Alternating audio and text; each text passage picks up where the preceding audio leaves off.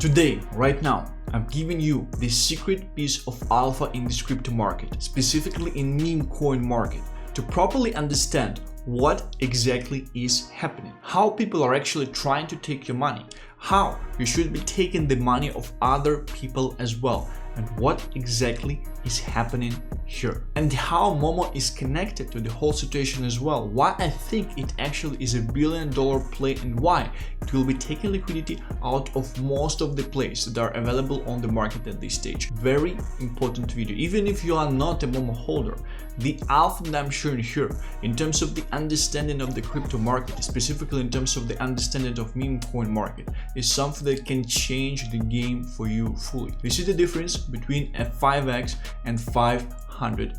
So listen closely and make sure to watch till the end. They're simply not sharing this information with you. Press the like button, and without further ado, let's start. Now guys, something I would like to start with is explaining the dynamic between the older meme coins and the meme coins that are present on the market, the newer ones, and how they essentially adhere to different waves of different exit liquidity that is present out there and that is coming to the market in different ways, right? What we're seeing here is the chart of Bobo. To be honest, like, it truly hurts me to give you this example specifically on this asset, but I just have to provide you with. The lines I have here are the times when Ethereum reached $4,000, right? This was the first time when Ethereum reached $4,000 in this cycle. This was the second time when Ethereum reached $4,000 in this cycle. Right now is the third time when Ethereum is reaching $4,000 in this cycle. And the thing I want to explain to you is each and every coin essentially have a certain lifespan, a certain age. And it truly makes sense because initially there is a bunch of people with control supply, right? They are very careful with the pump, they want to pump the whole thing. And then essentially after the first pump, they kick off the distribution phase. I would even argue that the distribution phase on this chart started from here, right? So they kick off the distribution phase, and over time they essentially losing the supply that they had in the first place, which makes it very, very hard for the assets that pumped already actually come back to the previous all-time highs, because there is no supply control at the same level, there is no same whales in the coin as well. People probably moved on, they essentially want to be focusing on some other things, and in general it's harder to do these things in comparison to the setup that you usually have in the first place on these type of coins, right? Here we already can see that the second time it was only able to reach $150 million in market cap. Right now, which is the third time, it is at $50 million. I'm not saying it cannot go higher, I just want on the example of Bobo to explain this situation to you. Again, it truly hurts me to provide you with this type of an example, but it's not just about Bobo, right? It's about the most of the meme coin assets out there which are older. Something I want you to focus on as well is essentially the fact that if you would look at the meme coin assets from a year ago, Pepe, Better Place, meme coin assets from the Murat list, and I've been saying that back in October as well. Most of these meme coins, they're not designed for regular people, like even coins like SPX, right? Because regular people do not view stock market as a vehicle where they can make money. Stock market is for the rich, it's for the upper middle class, right? So the way most of these assets are designed is specifically to adhere to internet crypto audience, which was smart and which is definitely why these assets went up. Mainly because we did not have cohorts of regular people joining the market. What we essentially had is just previous crypto people returning into the market. Therefore, all the narratives that ran, they essentially were a bit smarter. They had this certain caveat to them. Pepe, you have Pepe Better Place, you have the list of SPX. Just think about something like Apple, right? Is Apple coin, this frog, is actually appealing to regular audience out there, to Instagram girls, to 25-year-old office workers that are just in hundreds of thousands of dollars of student debt out there? I won't say so. And it's not just me saying that. In order to understand what actually is going to happen moving further, first of all, we're assuming that we will have cohorts of regular people, giant exit liquidity waves are actually entering this market. In order to understand what will be happening further and what type of assets that essentially would be buying, you have to just look at the previous cycle. There is no rocket science about these things, right? But something that is happening once in 4 years, people tend to start to think, oh, it's probably not happening this time, it's different this time. Nah, everything is the same. There are reasons life is cyclical, and I would even argue that time and reality is cyclical itself, but that's essentially a topic for another time, right? in order to understand what would be happening, we just have to look in the past, because it often rhymes. It does not repeat fully, but it often rhymes. And what we have seen in the past is that people were buying the easiest assets they could understand in the first place. They didn't care about market cap, they were just buying easiest assets they could understand right away. And I'm obviously talking about Dogecoin and Shiba Inu. These were the most two picks people were essentially buying at this stage, because these are just cute dogs, right? They had a bunch of stuff to them on top, right? But this is the main thing out there. I'm telling you, out of nowhere. You never would know their locations, the countries, like on a very regular jobs, making $200 a month. You would ask them, do you know crypto? And they would respond, yes, I know crypto. I hold Dogecoin and Shiba Inu. This was the setup. Right now, we're very early in comparison with this setup, but this thing is coming, 100%. I'm telling you this, either by the end of this year, which is timing is quite short at this stage, or somewhere closer to the middle of the next one. We will be there with the rate cuts, with additional liquidity coming into this market, because more money would essentially be in the economy, in the whole world out there. We already can see the beginnings of that, and it will just only continue, because again, this is the cycle out there. Therefore, from my point of view, the most main bet you actually should be making in this market is to identify the type of assets that would be appealing to this type of audience, betting on them and holding them. And this is, to be honest, this activity should be the only one you should be focusing during this time, because the upside of this activity is enormous. It's insane, right? Ideally, take money from the current crypto geeks and use them in order to buy into the assets that will be the most appealing for new cohorts, new waves of regular people in this market. This is how you essentially would be making it big. And this is secret alpha. They're actually not telling you at this stage.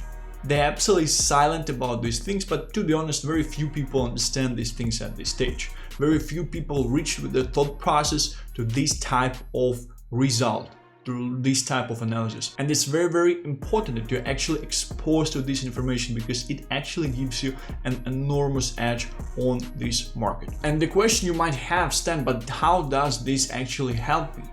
Well, we have to talk about Momo. We have to talk about the fact that this is specifically the asset that seemed to be designed in this way to catch on this wave. I would say there's definitely a certain valley of death present for these type of assets at this stage, right? Because imagine when Momo is at $300 million market cap, right? You would be looking at it, you would be thinking to yourself, probably it reached escape velocity that will allow it to essentially multiply to all these portfolios of regular retail people out there and never die from there. Right now, it's a bit of shaky situation in terms of whether or not it essentially would be able to reach it. But I would say risk reward, from my point of view, is pretty insane even at this stage. You have all the right variables about this community, about this meme coin out there, and if you have been on this market for at least a little bit of time, you can see it with a naked eye. Something I wanted to share from one of the holders. From $60,000 market cap to 26 million and took no profits. Why? Because I'm pink-pilled and full of conviction, but I got you. Momo is something unique. Try. Will you take the pink pill? That's a very interesting setup from the community point of view. It's a very interesting setup in connection with the metrics. I was saying yesterday that maybe it actually will be.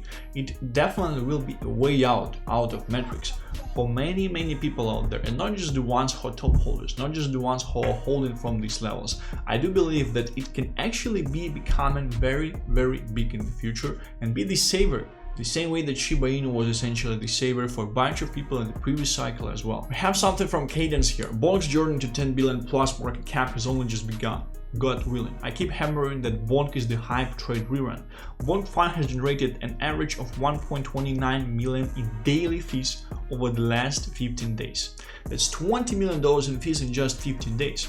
And the reason I'm showing you that is because I want you to understand that it's not just this bet on the coin being able to reach escape velocity and eventually unleashing into the full power it has to be unleashed into. Because again, I'm not seeing any assets that are similar with this type of narrative, with this type of setup in the marketplace out there. And I explained to you the situation initially, and it truly hurts me to explain the situation on the assets that I actually explained it on, right? But I just have to be 100% transparent with you out there. The reason something like Bonk will be able to reach new all-time highs is because they kind of turned into utility play. They turned into altcoin. Think about that, right? It's not only the bet on the like Solana better play, Solana ecosystem. It's actually a bet on the real product generating real revenue. And I would say from this point of view, I agree with Bonk guy here. Bonk is heavily undervalued at this stage.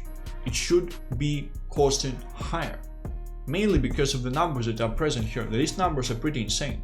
58% of that going towards Bonk means 8 figures of buybacks in half a month.